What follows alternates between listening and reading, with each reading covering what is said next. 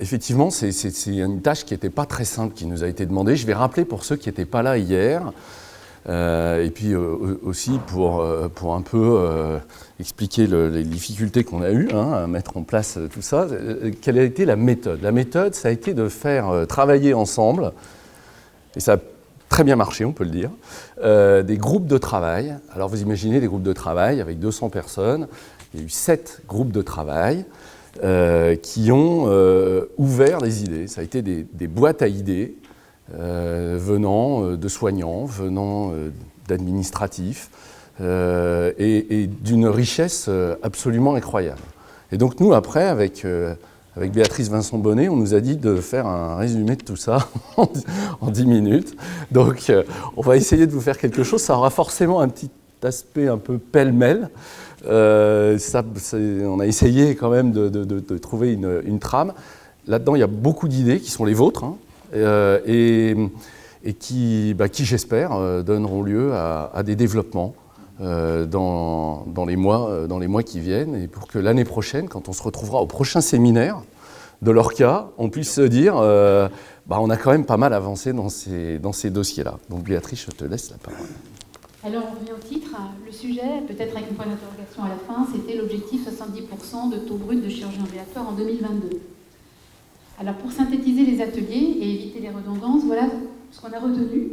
C'est comment élargir donc les indications et l'éligibilité des patients à l'ambulatoire. Et bien peut-être en premier, c'est d'aller vers des actes plus complexes qui vont nécessiter un travail de pré-habilitation à la chirurgie. S'adresser également à une population élargie, et en particulier, comme vient de le dire M. Friedlander, à une population en situation de précarité. Et également, comment réintégrer les patients admis aux urgences pour être éligibles à une chirurgie ambulatoire programmée dans un délai court, avec la même qualité de soins et de sécurité pour le patient. De quoi, de qui avons-nous besoin? Alors, donc, tout se joue dans la phase préopératoire et ça va être un peu catalogue, mais je laisse la place à Marc pour commencer le catalogue. Alors, le maître mot qui est sorti d'à peu près tous les groupes de travail d'hier, c'était l'anticipation de la sortie. Ça a été bien souligné par les usagers et le groupe qui a travaillé en disant on a des efforts à faire dans l'anticipation. L'anticipation, c'est l'anticipation organisationnelle, puis c'est l'anticipation médicale, on y reviendra après avec tout ce qui est préparation, préhabilitation, mais probablement on n'anticipe pas assez les choses. Dans l'anticipation, c'est avant tout l'information. L'information, 30% de l'information peut être retenue par n'importe quel patient, n'importe quel QI, en une fois. Donc il faut répéter cette information à chaque consultation, non seulement par les médecins, mais également par les paramédicaux qui savent reformuler et entendre autrement l'attente des patients et mieux expliquer parfois que nous. Donc leur adhésion est importante et pour ça, nous pensons qu'il faut instituer, ça a déjà été fait dans certains établissements, le principe d'une infirmière consultante qui sera présente à chaque étape, et en particulier dès la première à la consultation de chirurgie, pour informer le patient dès le début de son parcours. Une infirmière au décours de la consultation d'anesthésie qui va également valider et reformuler cette information avant l'admission du patient. Bon, l'anticipation, c'est aussi des paramètres médicaux. On sait aussi, alors ça c'est de la recherche, moi j'adhère complètement à ce qu'a dit M. Friedlander, il faut faire de la recherche dans ce domaine-là. On sait maintenant qu'il y a des préparations aux patients, des préparations qui vont permettre une amélioration des suites post-opératoires. Ces préparations, elles sont très importantes. C'est des sevrages, le sevrage tabagique, le sevrage d'alcool. C'est une préparation nutritionnelle, c'est quelque chose sur... pour l'instant, beaucoup de gens sont très excités sur ce patient blood management, vous savez, c'est-à-dire le fait de faire en sorte qu'on diminue le recours à la transfusion sanguine. et puis chez des patients anémiques. Et tout ça, on va avoir besoin de le faire. Alors pour le faire, il faut un petit délai entre le moment où le chirurgien voit le patient en consultation et l'acte opératoire. Il y a une idée très intéressante qui est sortie hier de ce groupe de travail, qui est cette notion de délai opposable. C'est-à-dire de dire, de temps en temps, on est pressé, il y a des impératifs d'organisation, il y a un patient qui sort du programme, on peut le remplacer par un autre patient, puis bon, il a été, on l'a vu hier en consultation, on n'a pas eu le temps de le préparer. Eh bien, ça serait intéressant de réfléchir à, compte tenu maintenant de la mise en évidence de l'impact très important de cette préparation, de dire, de temps en temps, chez les patients fragiles, ça vaut le coup d'attendre, et il y a un délai opposable, un délai minimal opposable qui permet de préparer ce patient pour améliorer ses suites post-opératoires. On revient à la population précaire. Qu'est-ce que c'est que la précarité? Et la première difficulté dans l'atelier a été de savoir comment on peut la définir. Est-ce qu'on a des référentiels pour définir la précarité? Est-ce qu'on a des scores? Et comment on va valoriser la prise en charge de ces patients précaires pour un parcours, je dirais, un peu plus adapté, en particulier peut-être faire un système PASS pour d'emblée mettre en place la présence d'une assistante sociale dans le parcours patient. Également, établir des passeports ambulatoires qui soient multilangues, et on a dit qu'il fallait un minimum de 8 langues de traduction pour ces passeports ambulatoires, pour pouvoir communiquer et informer non seulement le patient, mais surtout l'accompagnant et ou le travailleur social qu'il faudrait identifier pour que cet accompagnant ou ce travailleur social soit présent à chaque étape du parcours, à chaque consultation préopératoire, à l'admission et à la sortie du patient, et que ce soit si possible la même personne. Voilà, c'est comme ça qu'on arrivera à amener ces patients à une meilleure prise en charge de leur santé en général et d'une chirurgie ambulatoire aussi, parce qu'ils y ont droit comme les autres. Je laisse la place maintenant à la révision des médicaments. C'est encore autre chose, c'est l'ordonnance pour la consultation d'anesthésie. Alors ça, c'est une idée qui a été, je trouve, extrêmement intéressante. Et qui va complètement dans le sens, vous le savez, c'est pratiquement maintenant une obligation pour les établissements, ça va faire partie des critères de certification, c'est la conciliation médicamenteuse et le passage du patient en ambulatoire. Alors certes, il est rapide, mais vous le savez, il y a une trop grande morbidité encore liée à un mauvais usage des médicaments, à ces patients qui ont plusieurs ordonnances, qui sont faits par des praticiens qui ne savent pas ce que l'autre a fait, et puis nous, on va en amener d'autres à l'hôpital, avec lesquels il y aura des interactions. Bon, et cette conciliation médicamenteuse, elle va être extrêmement importante aussi sur ces séjours courts en ambulatoire pour espérer réduire cette morbidité liée aux médicaments. Marc, tu nous parles des urgences, comment les réintégrer?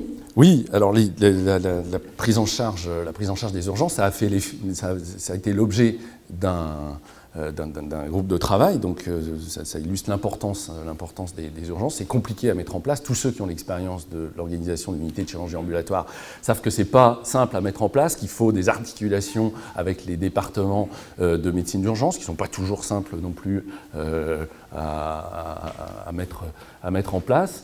Les patients sont un peu anxieux dans ce contexte de l'urgence. Ils sont anxieux quand ils sont pris en charge en urgence.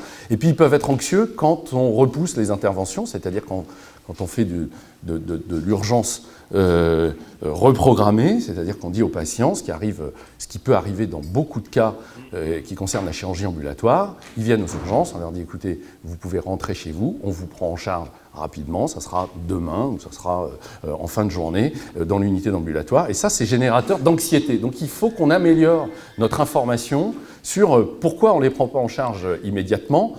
Et vous savez qu'il y a même des travaux qui montrent que quand on fait ça, quand on prend en charge des urgences en ambulatoire, en reprogrammé, les délais d'attente des patients sont inférieurs à s'ils étaient restés hospitalisés. Donc c'est tout bénef pour les patients, mais ça, encore faut-il leur expliquer. Et puis il faut s'assurer qu'on a dans cette prise en charge des urgences la même qualité des soins que pour une prise en charge programmée, notamment sur la prise en charge de la douleur. Et on a parfois peut-être un peu tendance sur la prise en charge des urgences à minimiser certains aspects de la médicalisation. Et ça, je pense que c'est un effort que nous devons faire collectivement. Y compris d'anticiper les informations du retour à domicile dans un délai aussi. Ouais. Alors, un mot-clé qui est ressorti de tous les ateliers, d'un métier indispensable, et le pilier de l'ambulatoire, c'est l'infirmier ou infirmière de coordination. Pilier du parcours ambulatoire pour la gestion organisationnelle, d'un bout à l'autre de la chaîne, et qui peut être réalisé que par une personne déjà expérimentée et probablement formée par le biais d'un DU, peut-être pour un diplôme dit d'infirmière ou infirmier de pratique avancée.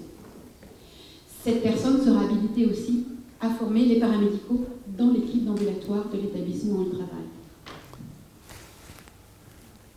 Alors on va passer plutôt maintenant au post-opératoire, hein, à l'organisation du post-opératoire. Alors on a... Juste, vous avez vu qu'on saute l'étape bloc opératoire où on considère que la situation est déjà très bien gérée, toujours améliorable dans chaque établissement, mais ça n'a pas été un problème. Donc on est déjà à la sortie du patient.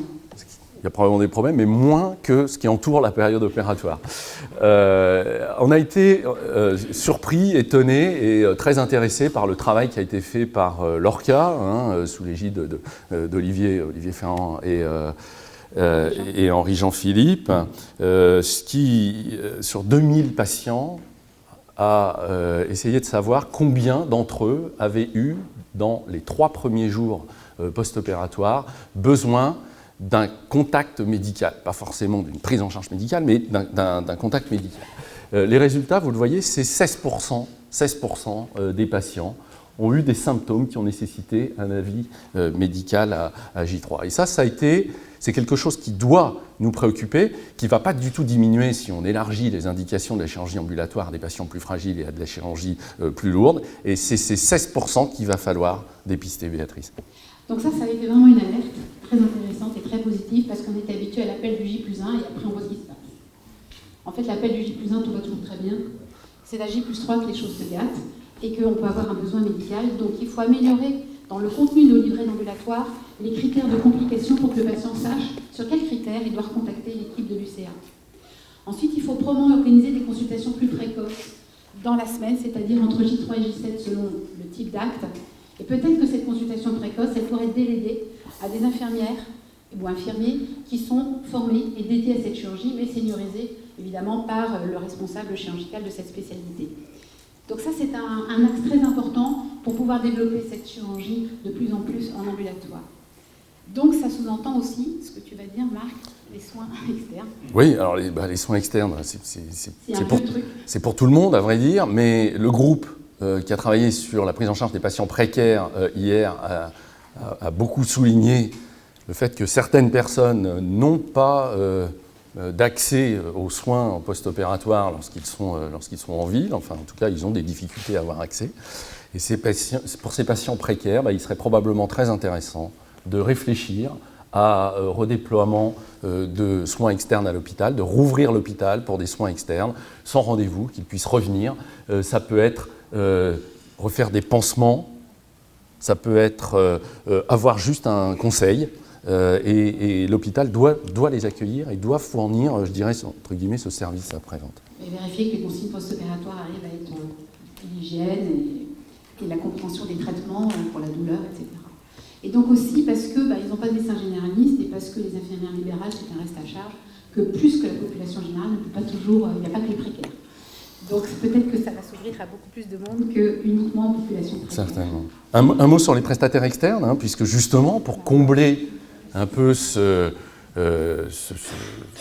défaut de prise en charge sur certains patients, on l'a vu, ça représente à peu près 20% des patients, eh bien, il y a plusieurs solutions. Il y a les solutions d'outils numériques qui sont en train de se développer. Il va falloir probablement faire un tri, enfin c'est ça l'avenir. Hein. L'avenir, c'est aussi d'avoir des solutions numériques qui permettent aux soignants de focaliser leur attention sur les patients qui ont besoin d'un contact humain. Ça a été beaucoup dit, hein, il faut le répéter, le contact, ça ne se substitue pas au contact humain, ça permet justement aux médecins d'avoir un contact humain de meilleure qualité avec des gens qui en ont réellement besoin. Donc ces outils numériques, c'est certainement une piste d'avenir. Et puis l'organisation du post-op se fait également, le suivi peut se faire avec ces prestataires, ces coordonnateurs de soins infirmiers à domicile. C'est en train de se mettre en place. Alors on ne sait pas grand-chose là-dessus, il y en a beaucoup. On sait qu'ils travaillent avec des infirmières, des réseaux d'infirmières libérales. On sait que ces actes sont peu, voire pas valorisés dans certains cas. On sait que pour qu'ils soient valorisés, il faut qu'il y ait des actes techniques.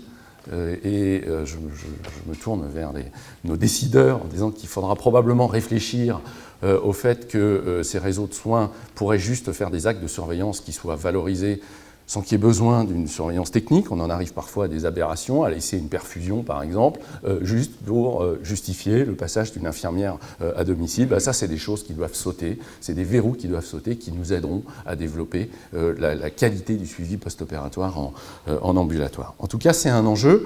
Il y a d'autres systèmes. Alors l'HAD est exclue de ce système-là, bien entendu, par définition, parce qu'elle correspond à une hospitalisation. On a beaucoup parlé du système Prado, qui est un super système, qui marche très bien, mais qui a une réactivité qui s'adapte mal à la prise en charge ambulatoire, où de temps en temps, on peut juste avoir besoin de dire pour demain, on a besoin d'une prestation à domicile chez tel patient. Et ça, c'est parfois un petit peu compliqué avec le Prado. Donc il y a des efforts aussi à faire avec les pouvoirs publics, avec la caisse d'assurance maladie et ce système Prado. En tout cas, c'est certainement aussi quelque chose qui va se développer et qui sera important dans la prise en charge. Et en parallèle avec le Prado, on avait évoqué l'idée du système trajectoire qui pourrait être dédié, cette trajectoire précarité des patients en grande difficulté, comme il existe déjà pour les personnes âgées, pour les suites opératoires. Alors, les nouveaux métiers, qu'est-ce qu'on a retenu dans les nouveaux métiers nécessaires, hors celui des métiers de soins, puisqu'on a parlé jusque-là, y compris l'infirmière de coordination. Eh bien, c'est quelle place on pourrait donner au secrétaire, qui s'appelle AMA maintenant, parce qu'on mélange beaucoup les gens, l'organisation, le soin, mais il y a aussi toute la charge administrative qui prend énormément de temps dans la vérification des numéros de téléphone, des accompagnants, etc. Et ça pourrait être très très bien réalisé par les secrétaires médicales pour cette organisation administrative, en particulier pour qu'on ait des admissions dans les meilleures conditions possibles, mais elles sont également très sollicitées actuellement pour tous les appels post-opératoires. Donc, en quoi elles pourraient participer à bien répondre et bien orienter les patients dans cette période-là en post-opératoire, et comment elles pourraient aussi faciliter l'organisation des soins, de la prise de rendez-vous pour les soins externes et ces consultations précoces post-opératoires. Donc, un nouveau métier des secrétaires formés et dédiés à la prise en charge, en plus de leur métier probablement, de l'ambulatoire, puisque tout se rejoint. Et puis, un métier majeur, c'est le rôle des ingénieurs de santé dédiés à la chirurgie ambulatoire et à l'organisation des blocs opératoires. Ces nouveaux métiers, ce sont des ingénieurs qui sont en interface avec les soignants et qui peuvent entendre nos préoccupations, mais qui savent les chiffrer pour évaluer nos besoins. En particulier nos besoins en ressources humaines pour le déroulement du parcours ambulatoire et nos besoins également en gestion des blocs opératoires, comme de combien de salles d'urgence avons-nous besoin pour reprogrammer les urgences, et puis développement accompagné avec nous de ces outils numériques qui nous permettront à la fois de gérer le flux, de suivre les patients, mais aussi d'un suivi des indicateurs qualité dans notre prise en charge, de l'évaluation de nos bonnes pratiques ou pas bonnes pratiques, y compris juste au-delà de l'hospitalisation, on doit dire, jusqu'à la période post-opératoire, donc en ville, soit jusqu'à J+30 théoriquement. Bon, on va conclure avec un message positif qui s'adresse aussi à nos décideurs, et je profite de la présence du directeur général de l'ARS pour dire combien on espère de ce développement de l'ambulatoire être accompagné par le plan Ma Santé 2022. Il y avait beaucoup d'items hier qui collaient à ce plan de santé. Je parle par exemple du DMP, on pourrait en parler, le DMP va nous aider. Il faut... Oui, le dossier médical partagé va nous aider. Il y a tout ce qui est le lien avec l'expérimentation sur l'épisode de soins, le paiement à l'épisode de soins. Vous avez bien compris que tout ce qu'on fait en amont de la chirurgie, pour l'instant, n'est pas valorisé. Donc cette expérimentation sur l'épisode de soins, sur les nouvelles modalités de financement des soins, vont probablement nous aider à prendre ça en compte dans une enveloppe. Et puis il y a eu une notion très intéressante sur la territorialité et sur la répartition de qui doit faire quoi au sein d'un territoire. On a eu hier des expériences très intéressantes sur des centres ambulatoires autonomes, sur des hôpitaux qui essayent de se réunir, Poissy-Saint-Germain, et de diviser certaines activités chirurgicales. On sait que c'est très compliqué, on est dans un milieu un peu conservateur, c'est très compliqué à faire, mais on est persuadé que c'est une piste d'avenir pour le développement ambulatoire. Tous les hôpitaux ne doivent pas tous faire la même chose. Voilà. Je vous remercie de votre attention.